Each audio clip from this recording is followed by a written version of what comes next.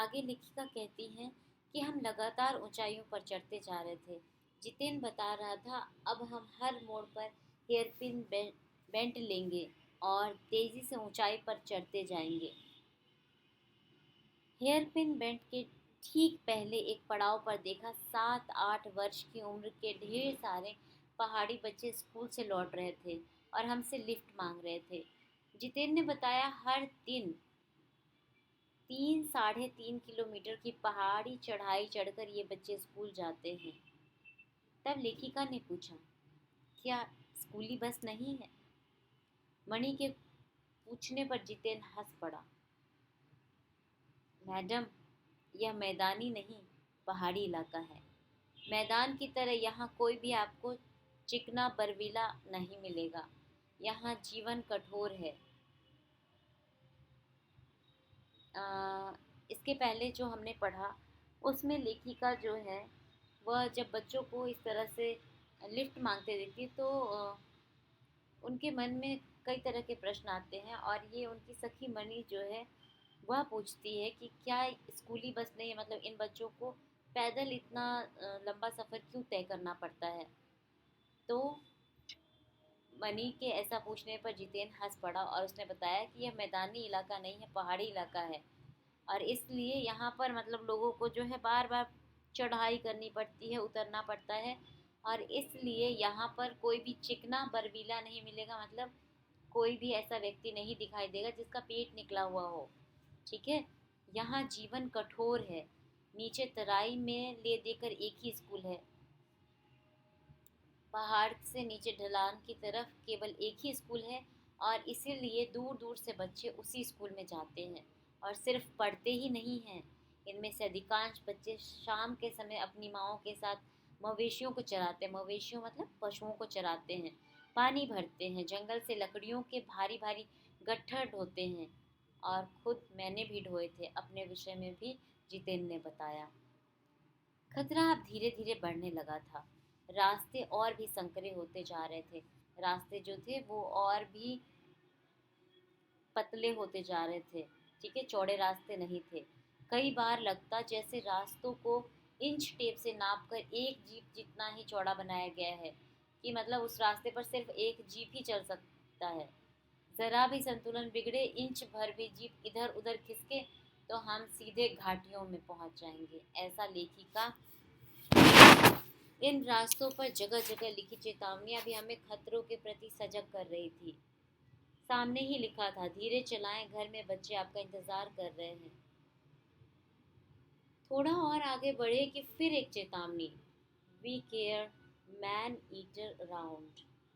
पर हमें नरभक्षी जानवर नहीं, दूध देने वाले याक दिखे। काले काले ढेर सारे याक दिखे। पहाड़ों पर गिरती बर्फ से प्राकृतिक ढंग से रक्षा करने वाले घने घने बालों वाले याक। उन्हें कोई नरभक्षी तो नहीं दिखाई दिया, क्योंकि जैसे कि लिखा था we care man eater around, पर उन्हें याक दिखाई दिए जिनके घने घने बाल थे।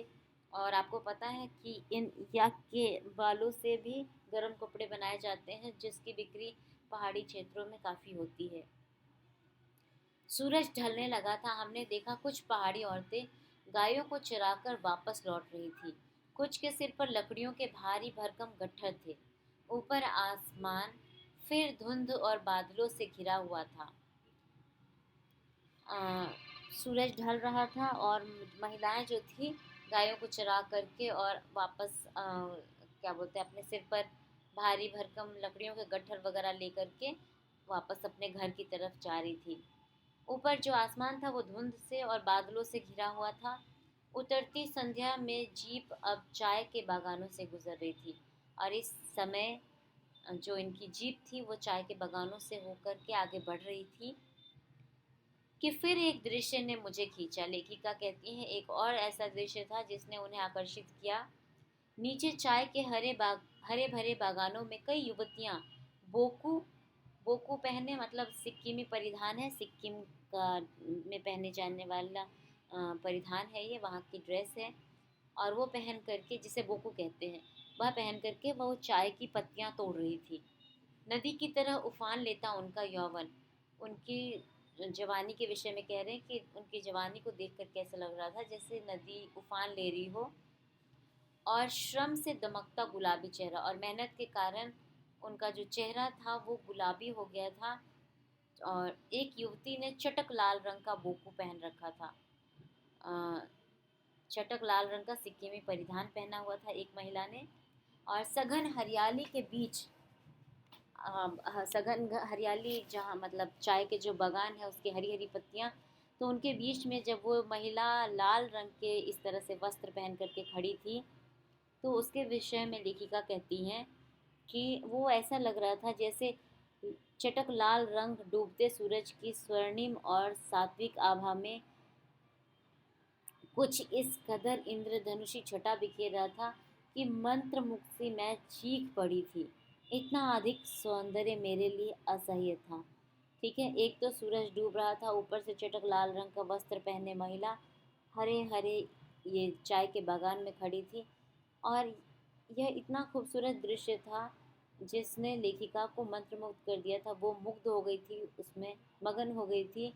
और बहुत अधिक सौंदर्य अ, जो था उसके विषय में कहती हैं कि इतना सौंदर्य मेरे लिए असह्य था, अर्थात सहा नहीं जा रहा था, इतना अधिक सौंदर्य था।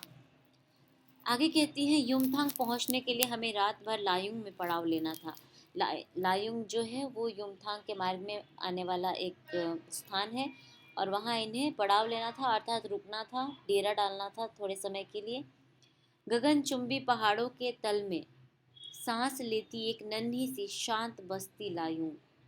ऊंचे ऊंचे पहाड़ों के बीच में ऊंचे ऊंचे पहाड़ों के नीचे एक छोटी सी बस्ती थी जिसका नाम था लायूं। और सारी दौड़ धूप से दूर जिंदगी जहाँ निश्चित सो रही थी, यहाँ पर भाग दौड़ वाली जिंदगी नहीं थी, बहुत शांति भरी जिंदगी थी। उसी लायूं में हम ठहरे थे।